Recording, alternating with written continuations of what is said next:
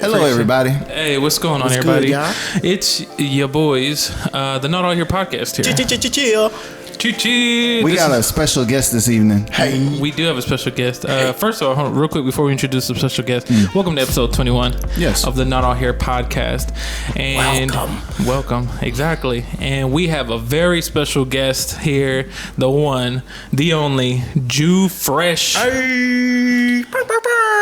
Jew Fresh is a producer slash a whole lot of things, man. You know what I'm saying? Slash a whole lot of things. I'll let him describe all those things, but we've known Jew for a super long time. He's a part of our music group. Yeah. Exactly. Cool ass people. Cool ass people. We started out as the Coalition. We started out as producers. We all teamed up. Yep. And, you know, I'll let you tell the people who Jew is. Drew, can you give a little background to the people who might not know who you are? For the people who don't know who I am, I go by the name of Jew Fresh. I am 1/6,000th of the cool ass people. I'm about to say coalition. I'm about cool ass people. How many people we got in that group, man? I don't know, man. It's like the Wu-Tang. I guess it's like the Wu-Tang. Everybody's in there. We got half of cool ass people here today. Okay, so I'm over exaggerating, but we really have 6 people in our group. So I'm 1 of 6. I'm a husband. I'm a music producer, audio engineer, songwriter, artist, gamer, sports enthusiast, unfortunate Houston Rockets and Texans fans, and overall just a real person. That's all, man. That's all I can say, you know. That's dope. I like that intro. That was a good intro. Yeah, I got these notes, man. You know what I'm saying? You like the first guest that brought like notes. Prepared, bro. Y'all need to put me on this permanently, bro. They have your own segment every show, every episode. That's hilarious. That's super dope. Came with note. So I wanted to ask you, Drew, because I know Jay has known you a lot longer, just a little bit longer than I have. Yeah. What got you? Well, first, you're from Houston, right? Yes, Houston, sir. Texas. Most city to be exact, Missouri City. Oh, well, there you go. What do you remember? Like when you first started? Like, I guess producing. Did you first started producing before you became like an artist that I know you as now, right? Actually, I was kind of rapping before. Oh, I was kind of rapping before, and we was stealing beats from LimeWire and shit like that. You know, I remember those days. People remember LimeWire, showing my age a little bit. That's hilarious. That's dope. So, like, did you have a rap name, a different one than now, or was it still Jew Fresh? I don't think it was Jew Fresh. I don't know. I think it was like Kid Dynasty and Kid Dynasty. Kid Dynasty. Beat Messiah. Beat Messiah. Wow. Dang. I had so many transitions to get to Jew Fresh, man. Damn, that's dope. So what was the one that was on Dat Piff? That Piff? It was Jew Fresh. Oh, that was Jew Fresh. Yeah, okay. I think I came to my own that time. Yeah. Damn, I remember Dat Piff. Like, even though it's still on, like, I know it's still like up and everything. Did you have music on Dat Piff? Man, I had like, I think one project on there. And but I used to go by a different name back in the day. What was your name? Oh, you boy. Don't want to say it? No, I'll say it, but like, you're going to be like, yo, this is way too fucking much. So my name, all right, it's like a name, it's like one name, but then it has like a little parentheses type of thing. So it was Combo, right? Like, yeah. Combo? Yeah, Combo, but it's Killer Instinct. Exactly. DJ Combo. Looking Combo breaker. But Combo, because back then I would do a lot more bilingual stuff. My parentheses was el único sonido. And so basically what that means is the only sound, because I'd be like, this is the only sound that's important. All right, I will not be able to Google you because I don't know how to spell what you just said. Yeah, exactly. Iglesias Garcia. Since everyone's saying their whack older names, I used to go. What was yours? I used to go by Pizzal Productions. Pizzal Productions. Pizzouw. Pizzal Productions. Oh my god. Holy shit. Pizzal. So yeah. Pizzal? Why Pizzal? I don't know. It was a stupid. I don't even know how I came up with that. For some reason, it made me think of like Pootie Tang, like Sarate.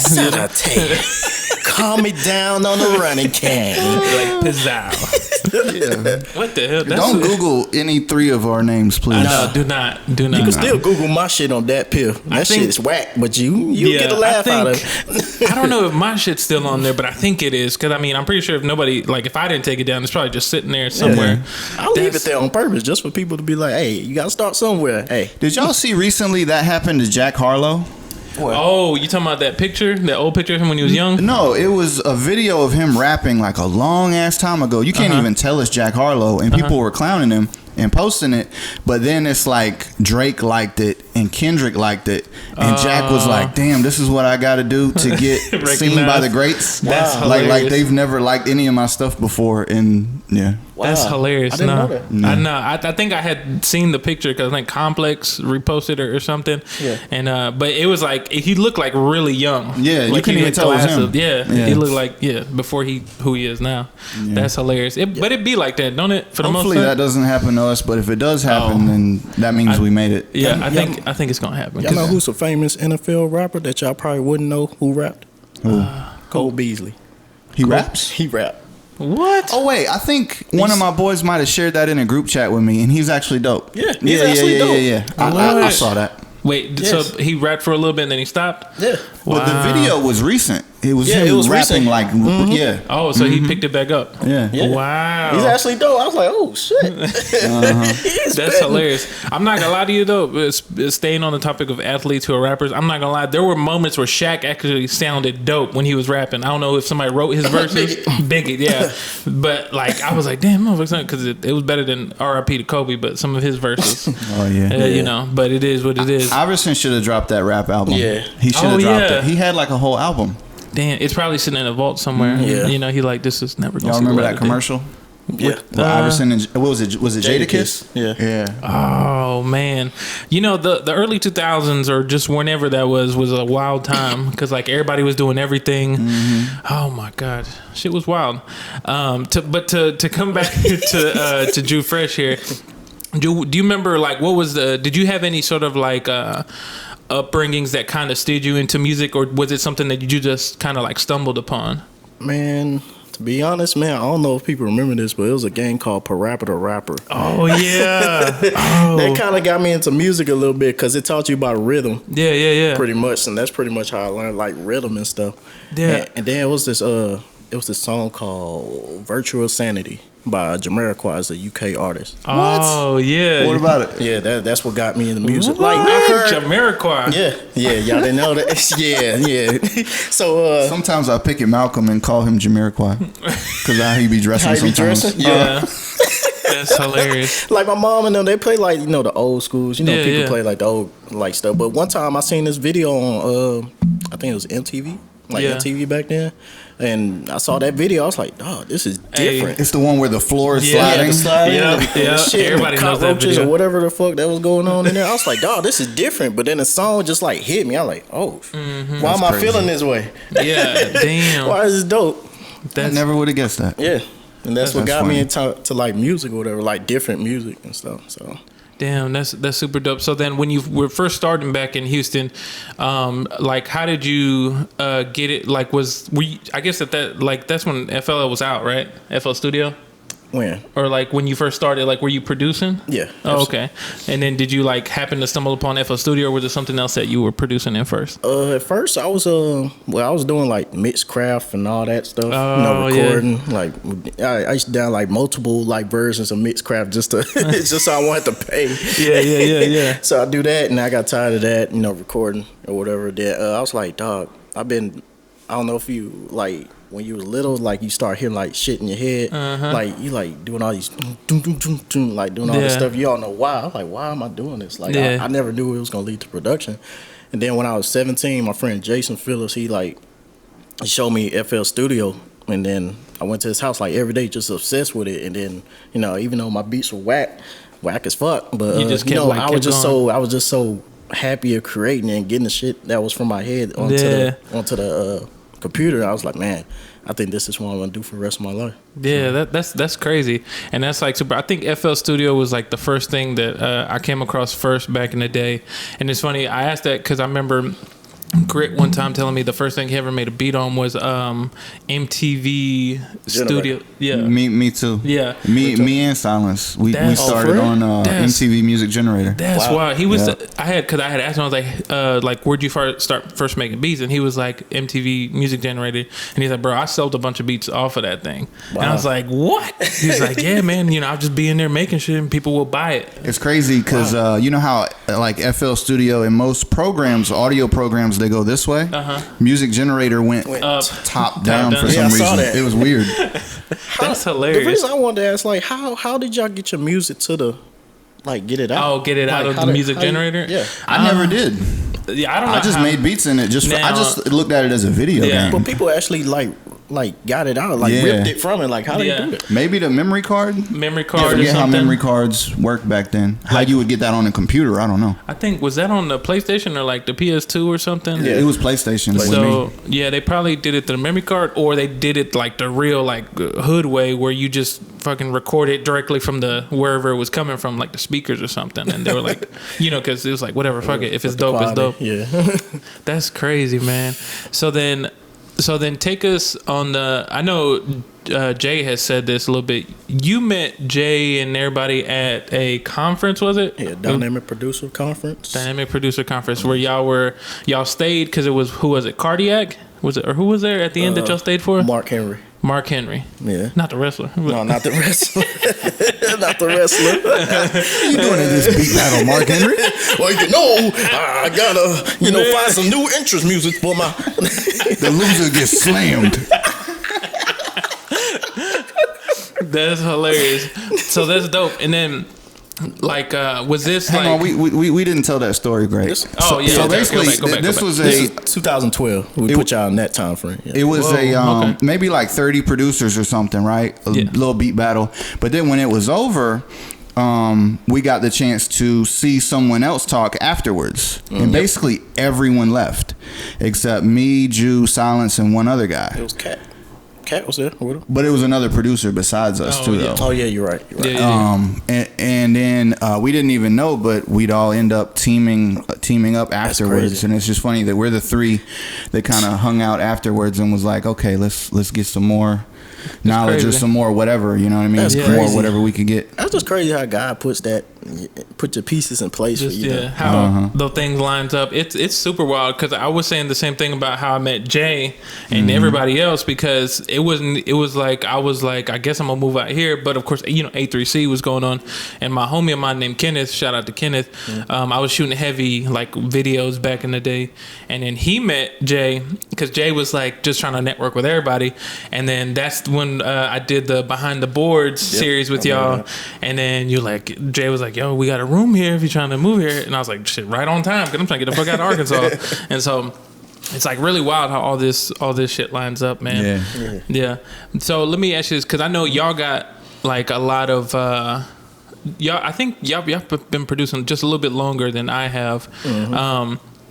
So like, do you have like a moment that you're super proud of, like a placement or something, like because like if you can like fill the people in, I guess some people that you might have worked with that they probably, I think a lot of people would know. Okay, let me get these notes, because get the how credits. people be forgetting and shit. They were like, how come you I didn't had to mention actually me? write this down. The credits I had licensing credits. Okay. I did it with the NBA, the WNBA, AT&T, and ABC.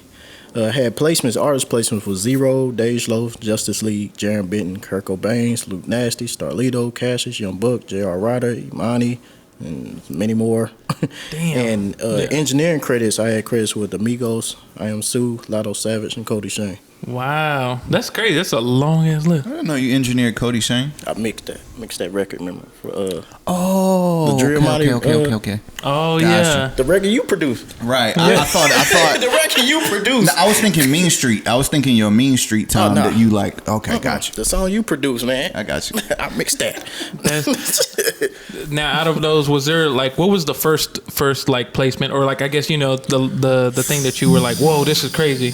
To be honest, the first placement. I mean, the first placement I came was cited recently was the Zero placement. To be honest, and that's crazy because Zero's from Houston, ain't he? And then he's like a Houston legend. Exact same place where I'm from. That's why it was so special. Like, he's literally from the exact same place. Like, we literally like 3 minutes away from each other. That's crazy. And he's like a Houston legend. He been in the game forever. It's like the Jay-Z of Houston, man. Yeah, it's Texas or the South in general, man. Oh yeah, that's super crazy. To like stay on this, I wanted to ask. I guess this could be like a little short segment of like the creative corner. Okay. Going through all this experience and having all these credits, now looking back on before, what's, I guess, a piece of advice that you would give to producers who are like trying to get like get a placement or just be in the studio working with these people? What's something that now that you feel like you wish that you learned earlier, or that somebody might have put you on game, or is there something that maybe you'd be like, you know what, I would want people who are starting out now to know about this early, you know, and to help themselves out, you know? Building relationships. That's pretty much it. Like, you don't have the relationships with people, then, I mean, you could get a placement, whatever, it's cool, but that's going to be it. Exactly. Like, just the placement, whatever, where it goes from there. Like, where does it go from there? You got to build relationships with these people and keep on, you know, contacting these people, and just, you know, make sure that you set yourself up for longevity. So that's pretty much one of the main ones. And then just in general, just enjoy what you do. Exactly. Don't just do it for the money or whatever. Just enjoy actually making music and actually making the process of, you know, vibing with the people and actually creating something, you know, legendary. Yeah.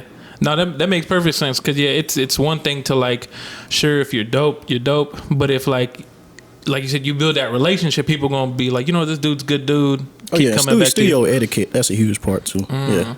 What do you, so break that down, studio etiquette, like what you mean? Like just overall knowing your lane, knowing when to step in and say something, and knowing when to just fall back. That's kind of what I had to learn that when I was engineering or whatever, just knowing your part and playing your role and stuff. Gotcha. You know? Not overstepping the boundaries. Yeah, because I remember my first time I was interning at this place called Barron Studios. Shout out to Barron Studios in Houston. That's where Toby Nwegwe records all his stuff at. Like, people mix his stuff there. And that was like my first internship after I graduated from Media Tech Houston. Shout out Media Tech for the engineering diploma. And I went there and interned there for a while.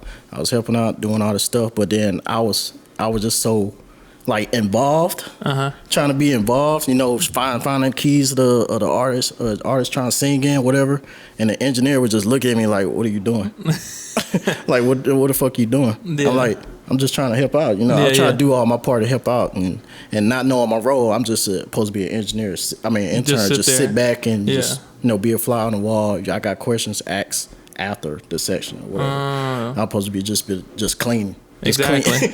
Just clean and pay attention to what I'm doing, pretty much. And I didn't get that back then. So. It's kind of like not messing up the flow of everything. Exactly. Because if you fuck up the flow, people are like, man, I can't fucking record. It's the same thing that it's like. I guess for the most part, most people say that if an artist comes to a studio, they got to feel comfortable.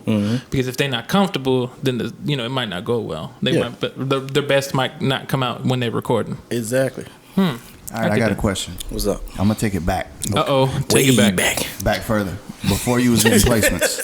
Okay. I know you're a child. I know you're a military man. You were in the Navy. Yes, sir. I know you've told me some stories about producing on the boat. Man. What? So tell me some stories about the military, but also maybe how that kind of shaped you as a person. And this can be in negative ways or positive ways, however you want to take it. But just your experience in that world. Dang, this would be a long ass podcast if I had to tell just the Navy in general, man. Just, I don't know, when I got out of high school, I kind of knew that I wasn't like college material. So I mean, I was set up to go to college, but then it was just like right up the street, and I was like, do I really want to see these same people that I went to school with in high school? I'm like, man, fuck this. So I mean, it was a struggle, like, to even like know what I wanted to really do. I knew I wanted to do music, but I didn't know how, like, or what path that would take me. So actually, I was going to go to school at TSU. My mom set me up for it to go and everything. I had the paperwork and everything to go, and I was just at the last minute. I just said, nah, I don't think I want to go, and she got mad and stuff. Ooh. So with a blessing I had, like, my sister was already in the military. Like, she was there before me, and she was still in when I was going. So I called her. I said, how's the military? She said, it's whatever you make it. Pretty much, it's whatever you make it. To be honest, man, like, it definitely shape your character though, and make you have discipline and stuff. So I said, why not? And it also pays for your schooling. So I was like, okay, bingo. I said, all right, I want to do music, and I want to go to school for music. So let me go and go to the military so they can pay for my schooling afterwards or whatever. And that pretty much, like, made the beginning of what I really wanted to do. But then, like, the process during that time is just so crazy, because you're trying to balance, like, what you really wanted to do and what you have to do just to get there. And I was cooking. I was a cook there. So, I mean, my original job was a dental assistant. But what? Yeah, I didn't know that. My original job was a dental assistant. So when the dentist opens the mouth, you just sit there and like look, like, yeah, that's a tooth right there. And that's another story. I didn't even make it to the dentist. Wow. I didn't even make it to the dentist. So, dang, this is why it's so long. Because I was supposed to be a dental assistant, but to be a dental assistant, you have to go through medical school first. Oh, yeah. Ooh. And, you know, I was like, dog, what is this? Oh, yeah, I don't know. What is this? Down that route. So you had to take tests for like, I think you had to pass the test for like 12 weeks. I think you only got one time to fail. If you fail 2 times, you out. Wow. Yeah, so the first week I failed it, and then I passed it the next time. The second week I was just gone. And then I was on hold for like 2 weeks. And then they were like, hey, can you cook eggs? I was going to get to that point. So when you on hold, man, it's like, it's horrible, man. Because it's like a bunch of people that just float around with no jobs, and basically, you know, the uppers just telling you whatever to do. So if the grass need cutting, whatever, you know, go cut it. The weeds need cutting, go cut it. You know, got to make errands, go get some, you know, sodas and stuff like that. You basically like an intern. Basically like an intern. Military intern. Wow. And I was getting so down, man. I was like, dang, man, I don't feel right being on hold so long. So I said, you know what? I'm gonna go down into this office and I'll be like, what job y'all have? What's open, man? And they said, you know, we got this cooking job that just opened. Like, you want to go? I said, give me that. Give me that. I want to take that job and go. And ever since then, it was just like, you know, it was crazy. Like just trying to balance everything out and, you know, making beats on a ship and making beats. I got in trouble for having headphones in a galley area. So I was making like on our little breaks or whatever. I would like just make eggs or whatever or some shit. Yeah. And then afterwards I would just, you know, go back and I had my laptop like making a beat or whatever or listen to music or whatever. And I think one of my shout out to Master Chief Wright, man, because he like so into music, but he saw me with my headphones in and took my MP3 player. I didn't think I was ever gonna get that back, but I think like a week later he called me to his office. He was like, you know, well, I took your headphones, right? I was like, yeah, because I probably had, you know, I was listening to music, whatever. In the Cali, he said, yeah, just don't do it again, bro. I was like, all right, bet. And then as soon as I was about to walk out the door, he was like, hey, yo, nice beats, by the way. I was like, oh, he listened to my beats. So that was crazy, man. That's funny. That's crazy. I mean, it's a lot of other stuff, man. Y'all just got to ask me about it because I could go on and on. I feel you. No, definitely. So, like, what? So, let me ask you this because now I'm curious about being on the ship. Mm-hmm. So, how, like, the free time that you had to make beats, did you have to do it on the low, or was there like a set time you could be like, okay, I can make beats here?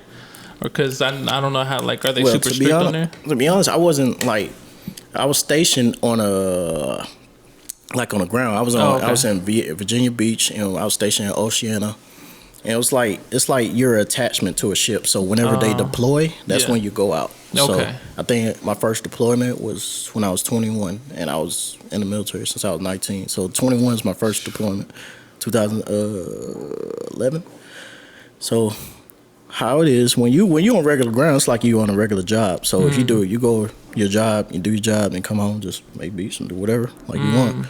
But we on the ship, sometimes it's long hours. Like I think literally sometimes we work like 16 or 20 hour days, man. Woo. And you gotta find time to make beats or whatever, make music. And that's what the tough part about it, because you gotta deal with that and feeding like 2,000 people every day on a ship. Like we have to see the same 2,000 people every day on the ship, just feeding them stuff, and I just don't like talking about this. I'm like, damn, I don't know how I made it through that, man. Especially being so young and you know trying to go through all this and still having the courage to at least keep on, or the drive to make beats and and just to keep pushing through. And luckily, I had a couple of homies that made music as well. Oh, okay. You know, to even shout out to my boy Davis Chris, like he making Billboard music now. We was just talking about this like in the military. It's like, damn, we're gonna go from the galleys to the Grammys. And I remember having the conversations about that, and it's just a dope song name or album name. Galleys to Grammys. Galleys to the Grammys. Galleys to Grammys. That does sound like a dope song. You should do a track like that. That's crazy. And so how long were you, I guess, attached to that ship before you were like, okay, bet? Because I know eventually you moved out here to Atlanta. Yeah. Well, I was in the military 4 years, so 2019 to 2023. So after I got through with that, I went back to Houston. That's when I went to school for media tech and got my engineering diploma. Okay. And then I went to Lee College to get my associate's degree in audio engineering, but I wasn't really learning anything. It was just the same shit I already got from my diploma. So I was like, man, I'm wasting my time here. So I said, you know what, I'm gonna just make this big leap.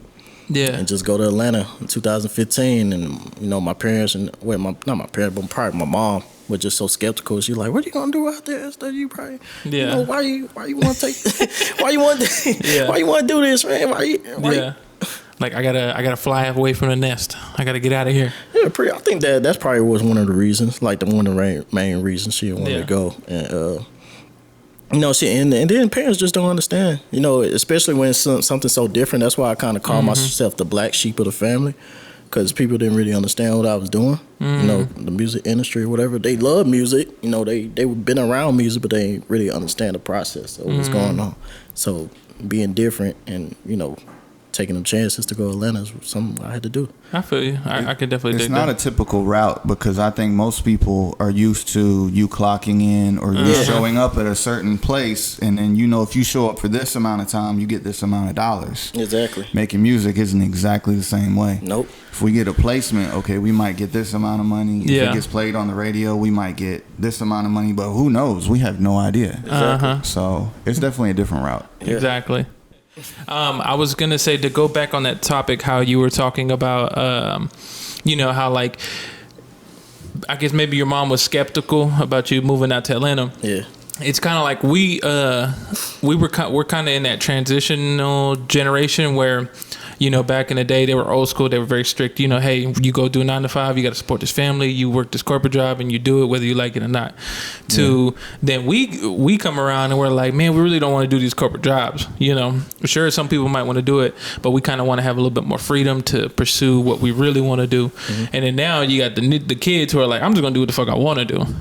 And you got all this social media, and so it's very interesting because I think one thing which I feel like a lot of creative people, or just people who are like entrepreneurs, can attest to, is that like doing this career, we would hope that people do it because they love it. Yeah, you good. Oh, we would hope that people we would hope that people do it for they love it, because sometimes, man, it's like it might be a month or two where you're not getting paid, know, and that shit's rough. But like, as long as you got the love for it, you'll be like, well, whatever, you're gonna keep pushing, and so everything will eventually fall into place where it needs to fall. Exactly. And so, but I think, because I'd say that I think we all love doing what we do, and I sure as hell do not like a 9 to 5 job. Like, I fucking hate them things. Hell no. I wanted to bring this up because I know we asked this to my homie Walt on the last episode.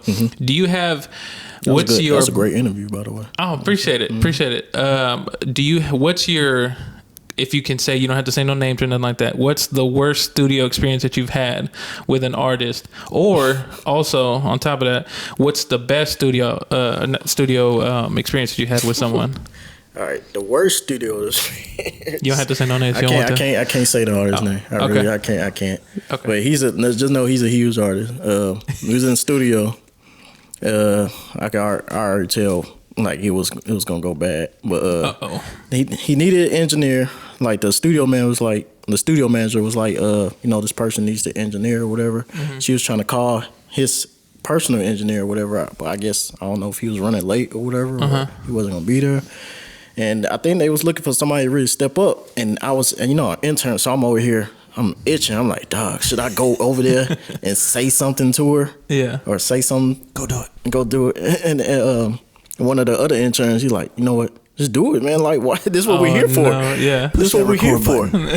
So I went to the studio manager. I was like, if anybody's not going to engineer for this person, I'll definitely step in and do it. And she was like, nah, I think, he wants a certain type of engineer and stuff. I really didn't know what she was talking about. I was just like, okay, you tell me yes or no. Is that a yes or no?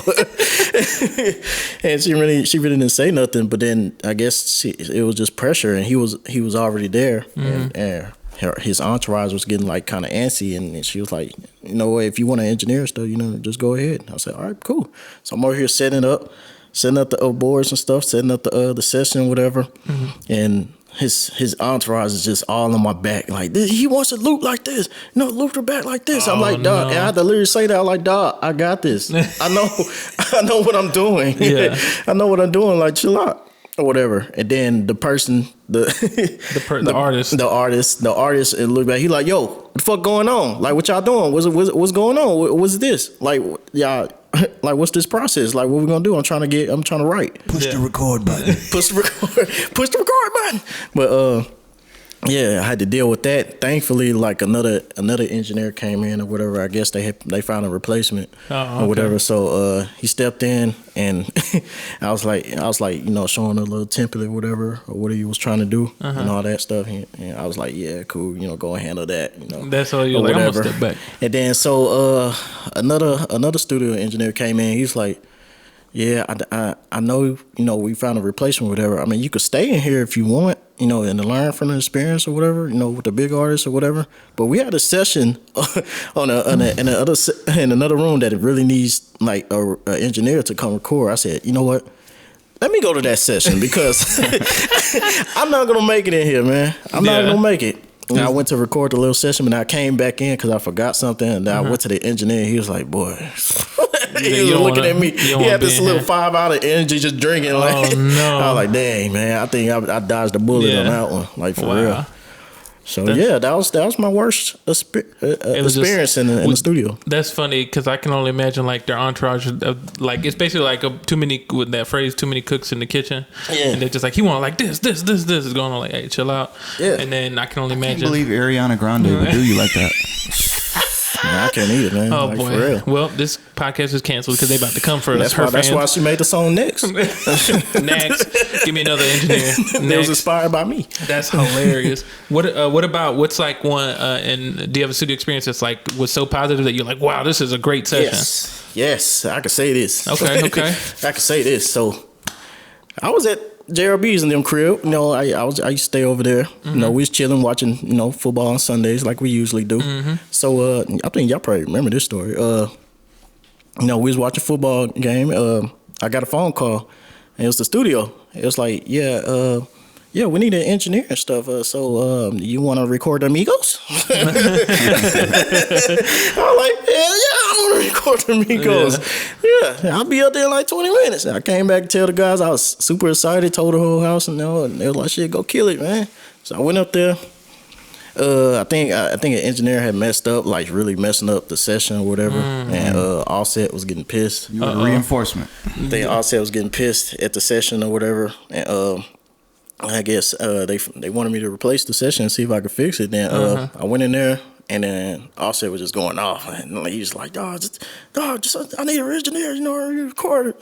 And then I would go in there, you know, step in, try to record or whatever, and he was like, slide this over. And I'm like, yeah, is that perfect? And he's like, yeah, it's good. I'm gonna go in there and record something. And you go record something. You're like, what you doing? So I said, bro, I got it. Let's go. Like, I'm good. Let's go. We can do this, man. And I just like how I handled the situation, or how I handled it under pressure like that, like knowing what I was doing, because I was so confident, like just going in there and not having any worries or anything. I think that's what that made them respect me. Like, because because it was only Offset and his manager at first, and he recorded his verse or whatever, and then he bounced out and left. I think they was going to catch a plane or something. Okay. But then his manager came in and asked for my number. He was like, so I got his number or whatever, and they bounced out. And then, you know, I was just chilling. I was like, oh, all right, that's cool, man. That was a pretty good experience. And then Quavo comes walking in. Quavo comes walking in. He's pretty cool. He's like super cool, man. Yeah. I thought like, you know, they was gonna be, you know, it was totally different from what I was thinking. I was like, no, it was totally the opposite. They was super cool, man. Especially Quavo. He showed me the template of how he was working and stuff, showed me what to do and stuff, and it was just move on from there. It was easy. Did the song ever come out? I don't think it ever came out, but just I always claim that credit because, you know, the experience. Exactly. Right. I was just wondering what song it was so I could check it out. I know, because I'll be wondering one too. I'll be trying to look it up too, like see if I remember it. See if it leaked. This one. That's crazy. That's super dope. And I was like, man, it's cause like you were saying, Offset was like going off on the main dude. He was like, man, I'm trying to do this. Yeah. Quavo come in, and so that's dope though. I fuck with that. The perils of being an engineer. Yeah, man, because I've heard like stories, like crazy stories of like people who engineer for. I mean, you just told us an experience of someone that you couldn't drop the name. Yeah, but it's not always like that though. Yeah, I mean, it has its sides, man. That's why I really don't like engineering anymore. I engineer y'all. I know you used to love it. I used to love it. I promise I did used to love it, but then just the experience, and I was like, man, I can't do this. That's hilarious. I get that though. It's crazy. I would think that like they would have had. Well, I'm pretty sure they probably had their own engineer, but they couldn't make it or they weren't there or something like that. Because that's my whole thing. I guess when people like that go to record in like a big studio, I guess like I always think I'm like, well, why wouldn't you want to, maybe for me, I guess I'm more of a homebody. So I'd be like, I'm just going to record myself in my studio. I'm going to do that. But I guess maybe sometimes people want to get away from it and they want to set like a actual vibe or something, or I don't know. But anyway, that's interesting. Let me see. Who else, like, do you have another experience like in the studio of a session besides Amigos that you were like, oh, this is cool. This is dope. Recording Jabril. Oh Lord, I've recorded Jabril. I already know those experiences. The question was this was dope, right? Yeah. Oh. I'm just messing. I hate being around when Malcolm records because it's so loud. That's hilarious. I mean, you gotta do the takes over and over. I understand sometimes, but sometimes I don't. Because he's like, no, let me go again. The reason I like recording Malcolm, it makes me better. Yeah, It makes me better. I get that. Because there's some stuff where Malcolm's helped me record singing and stuff, and he'll be like, try this, try that, and then it'll open and be like, oh, I didn't think about singing like this, or doing certain things. But I understand why he records the way that he does. It makes perfect sense. Like this dude is great. Yeah, like you're recording a great artist, man. Yeah. Like future Grammy winning artist, man. That's why I see in him. Like, to be honest. Yeah. Dang, bro. Jabril. I had to hype him up right quick. Man. Exactly. Bookmark this episode. He probably go and keep reversing it, put in one of his songs at the beginning. All right, Ju. So you had some notes. Yeah. Is there anything you wanted to talk about? I got some notes. Well, do you guys have time? First of all, this y'all podcast. Like, what y'all want to start out with? Like, what y'all? Oh, I'm cool with whatever. Let me ask you this: how do you feel about the state of where music is at right now? Do you feel like are you enjoying where music's going right now? Like, in just in general. In general, or do you feel like that's tough? That's a pretty tough question. It depends on the listener, to be honest. Like, cause like as far as me, I listen to what I want to listen to. Yeah, I feel you. I listen to exactly what I really want to listen to. Like, I mean, I could, branch out and listen to other things or whatever. But like the majority of what the labels and all that try to force down you, that's what I don't really want to listen to. Okay. I think people that complain about the state of music now aren't really finding, because with the way the internet is now and Spotify, you can find so much dope music. Oh yeah, depending on whatever subgenre it is you like. Yeah. If you like real lyrical shit, Kendrick type shit, you can find it. Yeah. If you like hype type shit, wild type like 6ix9ine Tekashi shit, you can find it. Like whatever it is you like, you can really find it. I think people get upset at what's mainstream or what goes viral. Yeah, exactly. That's my problem. Yeah. Yeah, people, someone that loves J. Cole and the Kendrick is going to be mad when, a random guy finds viral success and starts popping. So I feel like that question is always kind of geared towards those two things. Like, whatever you're looking for, you can find it. But are you mad at what's popping? You know what I mean? Yeah, I'll say this, though. I will say I used to...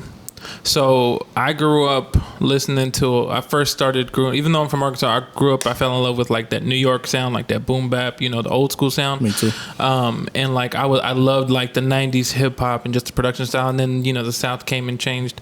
I will say one thing about the industry today that I really do enjoy is that I feel like with the advancement in technology and social media and everything, you almost don't even necessarily need to sign to a label to really make it. And I really love that because it gives people who might have scared them off. Because you remember back in the day, you had to sign. Like there was no other way. There wasn't social media. There wasn't, exactly. Gatekeepers, man. Exactly. There were gatekeepers, but now it's almost like, sure, the gates are like wide open and everybody's trying to do it, but at the same time, it's like you still have that opportunity now. You're like, well, I can still do music independently and do it myself, and then I don't need this. Like you were talking about, gatekeeper letting me know, if I'm dope or not, because you gonna find your fans, and people are always looking for dope music. They're always looking. People always want to know who's, hey, who else is dope? Who's dope? Because like how you were saying before, sometimes I know what I used to do is just like I would listen to a lot of like the favorite people that I really enjoyed and loved, and then I was like, because like stuff like Spotify, Apple Music and stuff like that, they started like, hey, if you like this artist, you might like this new artist and shit. And that's how you end up discovering people. But just to reiterate, I just love how you don't necessarily have to sign anymore. You can be indie and just really come doing music how you want to do it and not being told how to make it, like those Billboard pop charts, if you don't want to make that music, right. And so a good example of that is Tyler, the Creator. Oh yeah, a real good example of that. Like he's not, like you don't hear him on no radio or no nothing, but he won a Grammy. Or exactly. He was nominated for a Grammy. No, he won a Grammy. He won a Grammy. I dig that. That's what kind of lane I kind of want to go in. Oh, I just dig making that. the music that you want to make and people respecting for it and getting your Grammy or whatever nomination or whatever, I dig that. praise that you want. I get that. Let's go top 5. You want to go top 5? Yeah, we can do that. All right, so then, because we were talking about music, we wanted to go ahead and bring back a top 5 segment. And since it's all of us, it is not fair what we're about to bring up. It's not fair. It's not fair because we only have 5. Now they don't have to be in any order, but the question that we're all going to answer is the top 5 production, top 5 beats of all time. Of all time. But your favorite, so not necessarily. Yeah, because I have mine. I figure Ease is going to be different. Mine's going to be way different. I think me and you might have some of the same ones. I got two categories. I got a producer inspired and an artist inspired. Oh, you got 2. Boy, you went extra far. 10 beats? Well, damn. But there's 2 different type of. That's why I said it's not fair. Right. Yeah, y'all can't set me with this. All right, who's starting? I can't be a part of this buffoonery. Let's do 1-1-1. Yeah, we'll just go until we run out. So, I'm gonna start it first, and then we'll just go like this, and then just go work our way around. Okay. So one of my, this is one of the reasons why I love the '90s hip hop, because when I first heard this beat, this actually, in a way, made me want to produce when I first heard it, and it was Jay-Z's Dead Presidents 2. The Ski Beats, he produced it, and I remember just hearing the sample. That's why I loved sampling so much. Heavy, and one of my favorite all-time producers is Ninth Wonder. And but like listening to that beat, like the sample and how they flipped it and made it into hip hop, I was like, yo, this shit is like wild. Even when I listen to it to this day, it still gives me like chills of just like, damn, this feels magical. Like it feels great. Yeah, okay. And like other people have sampled the original song, but that was the best. That was like the best one. And then to hear Jay rap over that and just tell a story was like wild. So that's my first one. My first one is, of course, Virtue Insanity, Jamiroquai, man. That beat, like, I mean, these are, man. I gotta go back and listen to that. Yes, you do. Like after the podcast, we can listen to it. Man. Like these are beats that inspire me as a producer. So inspire my sound or whatever. I get that. I'm gonna go Jay-Z, produced by Just Blaze. You Don't Know. That beat just punches you in the face. It's like you can't listen to that and not get hyped. You can't. Like you can't. I'll be 90 years old still. Heart attack. And I'm done. That's hilarious. Okay, so this back on me. Another one of my favorite producers of all time. 90s. This is like, it's evident. Some of my stuff is in the 90s, but He was Slum Village Selfish by Kanye West. If you remember that, I'm falling, maybe I'm selfish. Man, that's the jam. And Kanye produced that, and like I remember the hook, I don't remember the beat. all my ladies, I can. Maybe I'm selfish. Let you. I gotta check that one out again. Let you. We know one but me. Exactly. And so it's Kanye was on the song, but he produced that track too. And I was like, God damn, Kanye's a genius. And like this was like early on before, I think this was way before he dropped the College Dropout. Yeah. And so but it's so funny when you listen to the drums. When you listen, you're like, whoa, this is like, wow. It was just like another sample flip that he had flipped, and it just sounded crazy to me. So Selfish was super dope. That was a super dope song. Number 2, Hovey Baby by Jay-Z. That song is hard. Was that Timbaland? Nah, that was Just Blaze. Just Blaze? Just Blaze did that. I think he sampled Babyface. Hovey Baby. I gotta listen to that one again too. That was super dope. Jerry be like, damn, I forgot about these songs. All right. I'm gonna stick with Kanye. Okay. Kanye West and DJ Toomp, Can't Tell Me Nothing. Oh, Yes. Whoa. I think that solidified Kanye right there. That track was incredible, and the synths in that, it was kind of a different sound for Kanye. It wasn't like that soul sample, but it was just insane. That's like my favorite Kanye record. That song was so dope that he got Young Jeezy just to do his ad libs. Yeah. I think there was some weird thing where Jeezy was on a remix, but it never dropped. The song was actually supposed to go to him. Supposed to go to Jeezy. Yeah. Oh, okay.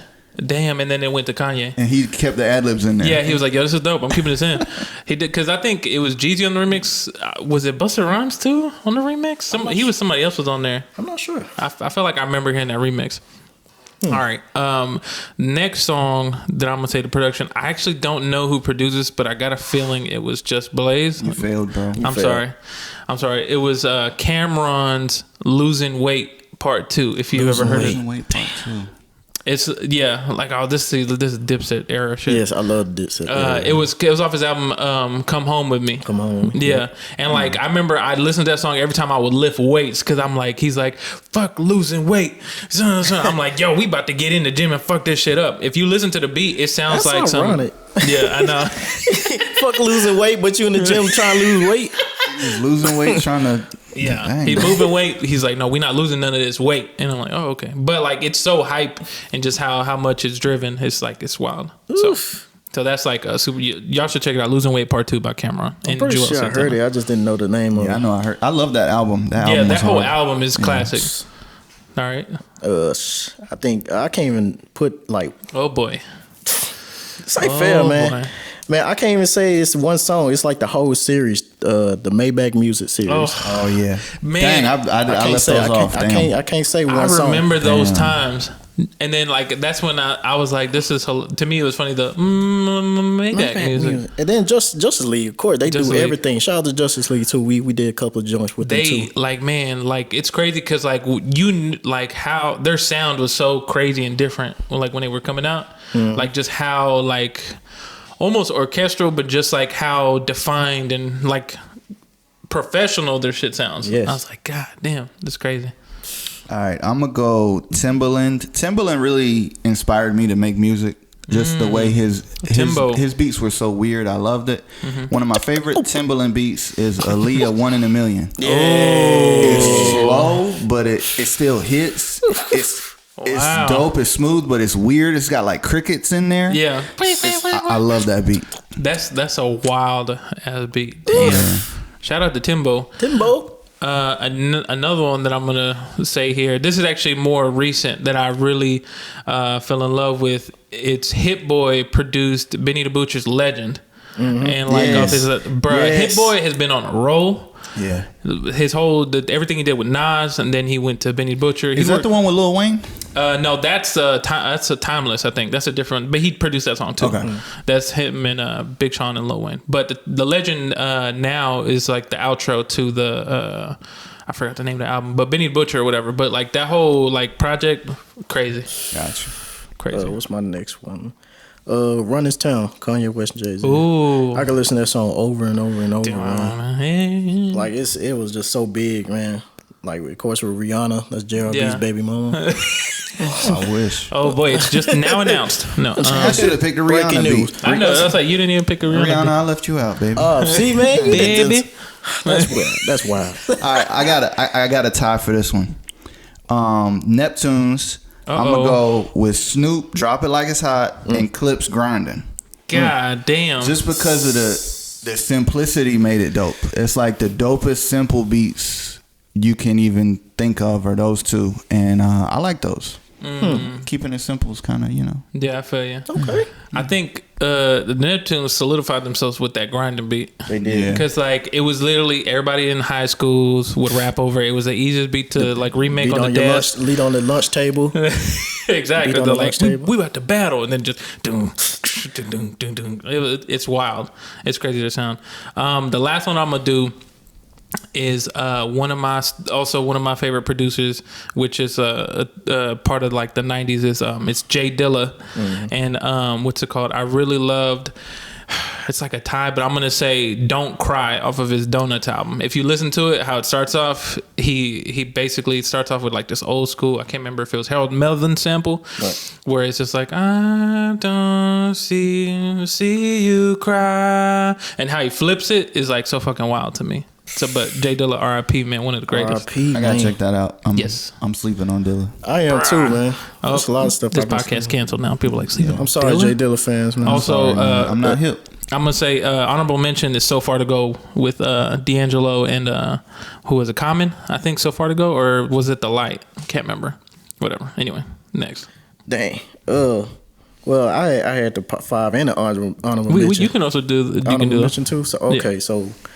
The ties I have is Goosebumps, Travis Scott, and Kendrick Lamar. Man, that shit is just so hard, man. I think that kind of solidified like the bounce of what people does now with D9 there production. And what's the other one? New Level, ASAP Ferg. That's New Level. You can get hype. I'm on the New Level. Working. Okay. Like you can get hype anytime. And Honorable Cino is like one of my favorite producers, man. Honorable I just love his Cino. bounce. That tag is so hard. dope.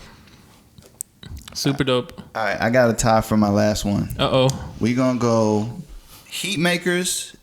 Produced Dipset Anthem.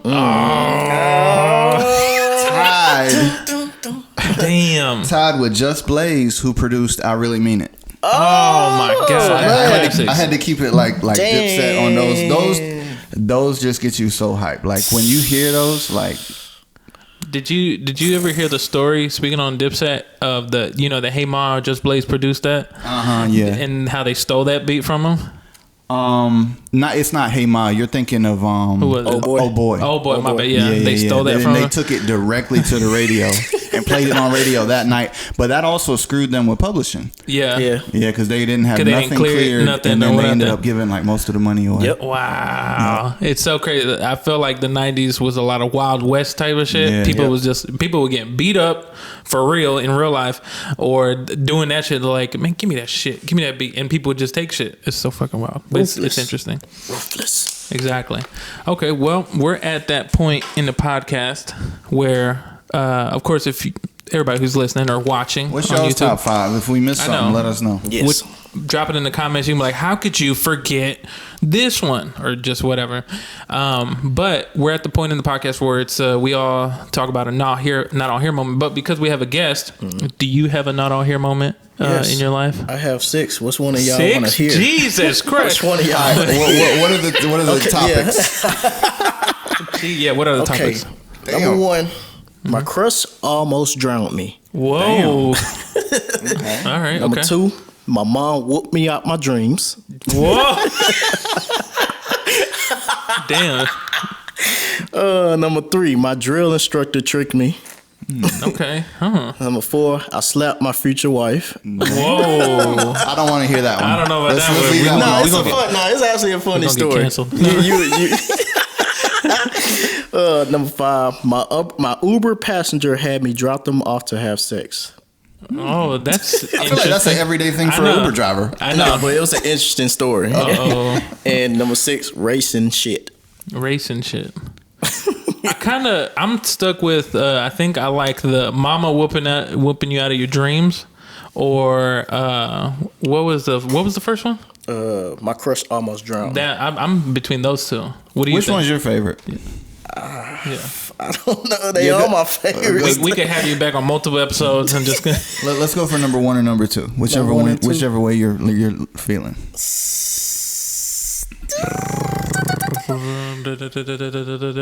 Okay, I'll go with My Crush Almost Drowned Me. Ooh, interesting. So, and it wasn't with love. No, it wasn't with love at all. Well, at first it started, but then boy. Okay, so I think I was like 10, 11. So yeah, you know, when you see a girl that you're like, oh, she's cute, or whatever, you know. So I was at my friend's house, and we was over here just hanging out, whatever. I used to see her from time to time at the apartment he was staying in, and then we was at the pool. We was at this pool or whatever, just swimming around. Now me, I'm little at the time. I'm like 4 foot or whatever. So I was pretty short at the time. And I'm still short to this day. So I'm only 5'7". We ain't gonna talk about 5'8" on a good day, but you know what I'm talking about. Yeah. But what? Yeah. So I used to stay in like the 3 and 4 feet area. Like anything past 5 feet, like you wouldn't see in my head at all.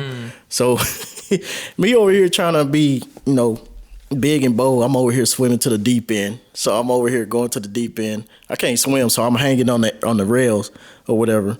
And, you know, because the girl that I liked, she was swimming in the deep end. So I'm like trying to impress her. I'm like, let me just keep my hand on the rug, you know, see if I can just, you know, get over to her, where talk to her and stuff. And you know, she and then she was like, oh, you swimming? I was like, yeah, I'm just hanging on this rail though. Hanging on this rail though. So I don't know, knowing us, we kids and stuff, we be joking around and doing stupid shit. So I'm over here on the rail, and she jumps on my shoulder. So she jumps on my shoulder. I let go of the rail. I'm like, oh man, this is it. No, this is it. Like, just call my mom and them now, man, because I don't know if I'm gonna make it, man. So I'm over here. She get off my shoulder, and I'm still going down in the water. I'm like, oh shit, I forgot sinking. I can't swim. So I'm over here just panicking, like, oh, what am I doing? What am I doing? I guess God just grabbed my hand, like, just pull yourself up, man. So I'm over here swimming up, and I was like, what am I doing? I guess it wasn't time for me to go because I grabbed on that rail. I was like, man, thank you, God. And I was so pissed at her, man. So she pushed you under. Yeah, you were under. I was hanging on the rail, and she got on top of my shoulder, so it caused me to lose balance. And I let go of the rail, and her weight was shifting, and her weight was on me. I just started sinking in the water. And then you learned how to swim. I learned how to swim. Wow, you were it was a fight or flight. You were just like coming up. Literally, because I didn't think I was going to make it. Man. Wow. And then what happened to her after that? She just like, I'm out. Or she was like, oh, I'm sorry. I don't know. You didn't impress her. She just I guess not. I guess I didn't drown. That's what you try to do, is try to kill me. That's hilarious. Wow. That's crazy. I can't wait to hear the rest of the stories on future episodes, because these other ones sound real interested. Don't go in the deep end. If you can't swim, do not go to the deep end. Especially to impress a girl. I've had like moments like that too before, like, because I'm 6'1", but even like before I had this growth spurt or whatever, I've had moments like you were saying, hanging on to the side, and then you'd be like, you ever had that moment where you kind of panic for a second? You're like, oh shit, I'm slipping, and then you try to grab, man, because I didn't know how to swim when I was young, and I learned later in life, but I knew how to backstroke. I didn't know how to do like regular forward swimming. What? Yeah, it was very weird because, you know, usually if you lay on your back, you kind of float if you hold your breath, and then I would just hold my breath and just. And then get back to like, you know, a certain feet that I could be like, oh, my feet can touch here. It's like you learned an advanced technique before the simple technique. Exactly. Dang, because it didn't make sense in my head when I would try to swim. I'm like, so I have to go like this, and then my feet have to do this. But as I was doing it, it didn't feel right. I was like, this don't feel like I'm doing it. But now I know. That's how the military taught us. Oh, for real? Backstroke. Wow.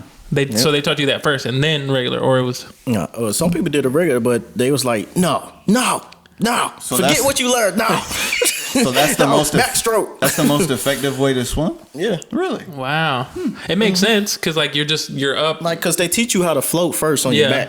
They teach you how to float first on your back because you stay floating and you good. Then you're straight. You can still breathe, and you're just whatever. If you need to wait on somebody, that makes sense. Do you know the backstroke? Then you got a prone. I know how to do it all, man. I specialize in the doggy paddle though.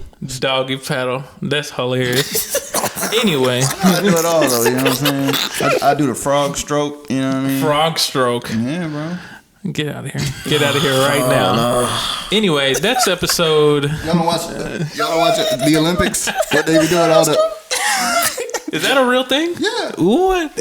Oh yeah, you're right. I think it's actually called. Is it called the butterfly? It's not called the frog. The frog stroke. Because I don't think a frog goes like that and jumps. Does it? The frogs swim like this. Oh, okay. Maybe you're right. I don't know if they call it. They probably. I got a swamp in my backyard, bro. where I grew up. You Jetty Phelps. Yeah, Lord. I've seen frogs swimming. Well, that's episode 21 of the Not On Tier podcast. And before we go, real quick, Drew Fresh, if you would, man, let the people know where they can find you, like social media or whatever you want to plug, just so that way, people can reach out to you. What you got going? I really be on is Instagram, so just Drew Fresh the producer. That's it. Shout out to cool ass people. Follow us, cool ass people. Okay, that's dope. Pretty much it, man. Dope. And then if y'all could, man, follow the Not Out Here podcast on Instagram. Not Out Here podcast on just Not Out Here podcast on Instagram. Like Ju said, follow Cool Ass People, Cool Ass PPL, and make sure you follow our personal pages. It's Easy L. Jetty. JRB, the producer, on all social media platforms. Also, follow your dreams. Also, don't go swimming in the deep end. If you can't swim. Don't deep in the deep end. But we'll catch y'all on the next one. Yo, chill.